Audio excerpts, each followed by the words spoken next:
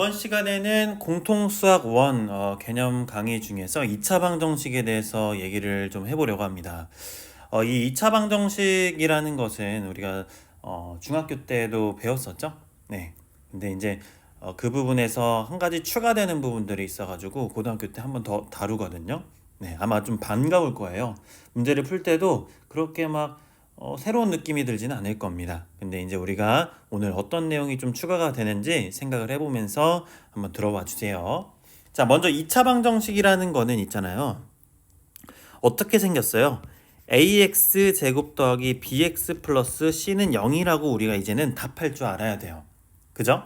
그러면 2차 방정식의 특징은 무엇이냐면 어떤 식을 막 이렇게 나열되어 있는 것들을 봤을 때 이렇게 막 나열되어 있는 것들을 봤을 때 다 좌변으로 넘기고 끝 우변엔 0만 남겼을 때 어떤 꼴? 지금 말했었던 이 모양, 이 꼴이 되어야 되는데 자, 여기에서 우리가 한 가지 조건, 이거 너무 중요하니까 빨간색으로 표시할게요.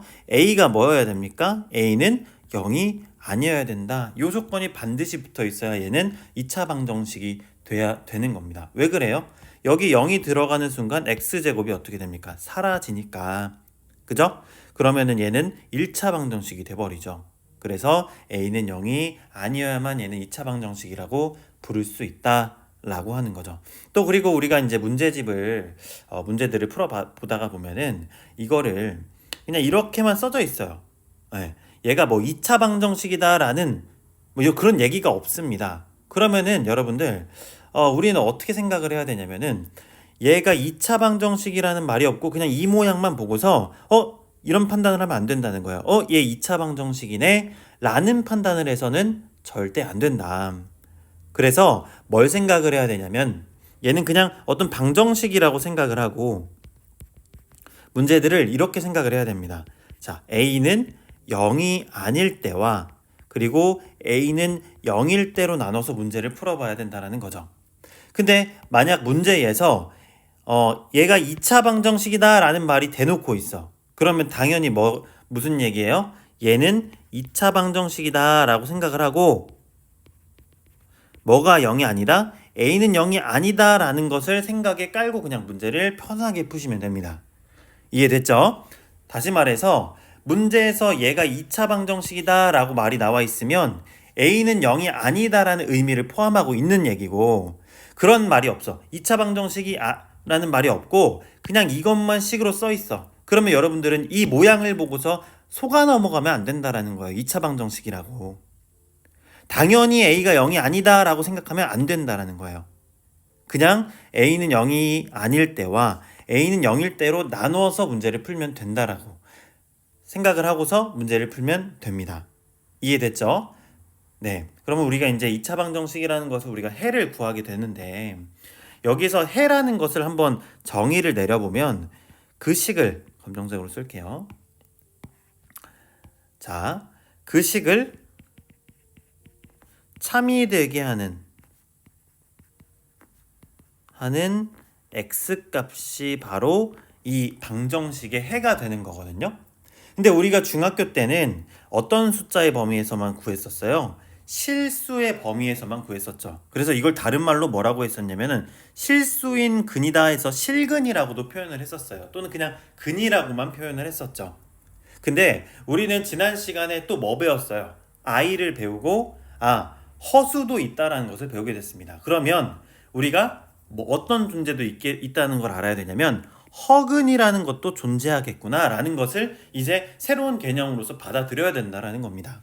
이게 이제 중학교 때 2차 방정식과의 차이가 되는 거죠. 그러니까 예를 들면 자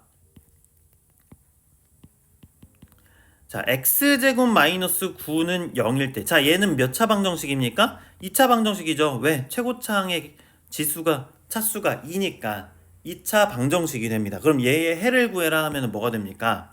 x제곱은 9, 즉 제곱해서 9가 되게 하는 x값, 얘를 참이 되게 하는 x값은 플러스 마이너스 루트 3이 아니죠. 플러스 마이너스 3이죠. 이렇게 얻어냈습니다. 그런데 x제곱은 플러스 9, x제곱 플러스 9는 0이다. 이렇게 하면은 자, x제곱은 마이너스 9다 하면서 이거는 풀 수 없다라고 중학교 때 우리가 그렇게 배웠었어요. 근데 이제는 우리를 뭐 배웠다고? 허수를 배웠습니다. 제곱해서 마이너스 9가 되는 숫자를 배웠다라는 거예요. 뭡니까? x는 플러스 마이너스 마이너스 9. 자, 그래서 플러스 마이너스 9i. 그래서 플러스 마이너스 3i라는 결과를 우리가 얻어낼 수 있다라는 거예요, 이제.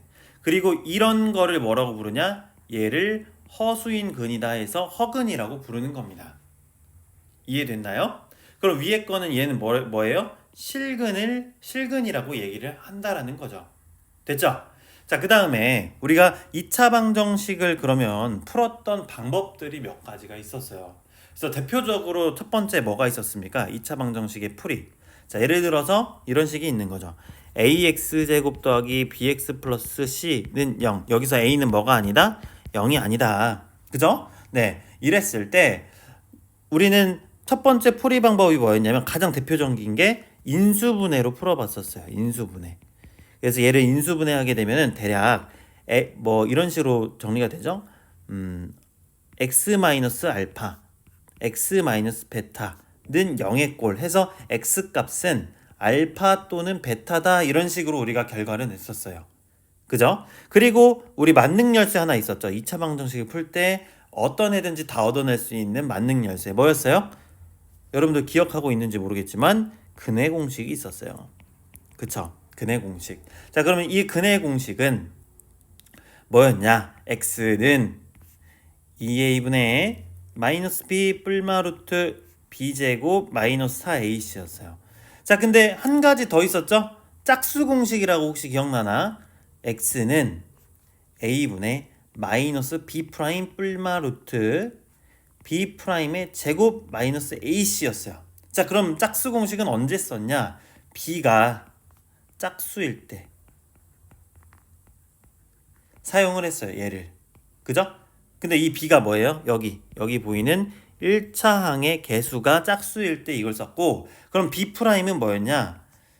b를 2로 나눴어요. 그러니까 2분의 b가 2분의 b가 b 프라임이 되는 거예요. 그러니까 이런 거예요. 예를 들어 x제곱 마이너스 4x 플러스 뭐 5다, 5는 0이다 이런 식으로 있으면 우리가 여기 가운데가 지금 뭐예요? 짝수잖아요. 1차항의 개수가 짝수로 이렇게 나와 있죠. 그러면은 우리는 b 프라임을 구해서 b 프라임은 뭡니까? 마이너스 2죠. 왜? 2분의 마이너스 4니까 마이너스 2잖아요. 그럼 이거를 여기 보이는 이 짝수 공식에 집어넣어서 계산을 했었어요. 자, 근데 중학교 때는 이걸로 그냥 짝수 공식 안 쓰고 나 귀찮아 이거 왜 언제 또 외워 하면서 이거 그냥 일반 공식 가지고 일반 근해 공식 가지고만 풀어도 그렇게 문제 풀이 속도가 차이가 많이 안 났어, 솔직히 말하자면. 근데 고등학교 올라가잖아요. 얘가 더 많이 나옵니다. 얘 사용할 수 있는 방법이. 그러면 시간 싸움인데 고등학교 그 시험에서 문제 푸는 그 속도에 따라서 내가 문제를 한 문제 더 푸냐, 4점을 더 맞냐, 내가 4점을 덜 맞냐. 그럼 어떻게 돼요? 내 친구는 근해 공식, 짝수 공식을 외워서 한 문제를 더 풀어서 4점을 더 맞았어. 근데 난 짝수 공식을 못 외워가지고 이 원래 공식으로 푸느라고 한 문제 덜 맞았어. 더 못 풀어서. 그럼 몇 점 차이 나요? 8점 차이 나죠. 4점 차이가 아니라. 그쵸? 4점 차이가 아니라 8점 차이 나는 겁니다. 저는 마이너스 4인데 걔는 플러스 4 됐잖아요. 그죠? 그럼 8점 차이지. 8점 차이. 그러니까 여러분들 귀찮다고 안 외우지 말고 이 짝수 공식을 반드시 외워서 사용해 먹으세요. 그죠? 그럼 식도 문제풀이 그 숫자도 더 작아지고 훨씬 간결해집니다. 알겠죠? 그래서 이만큼 제가 당부하는 만큼 여러분들 짝수 공식을 반드시 외워서 문제풀이에 적용하다 보면 금방 합니다. 여러분들 머리 좋아가지고. 알겠죠? 그래서 오늘은 그 공통수학 1에 나오는 이 2차 방정식에 대해서 한번 얘기를 해봤습니다. 그래서 여러분들 2차 방정식 부분 그렇게 어려운 부분은 아니잖아요. 그래서 한번 개념 참고하시고 문제를 풀어보면 좋을 것 같습니다. 됐죠?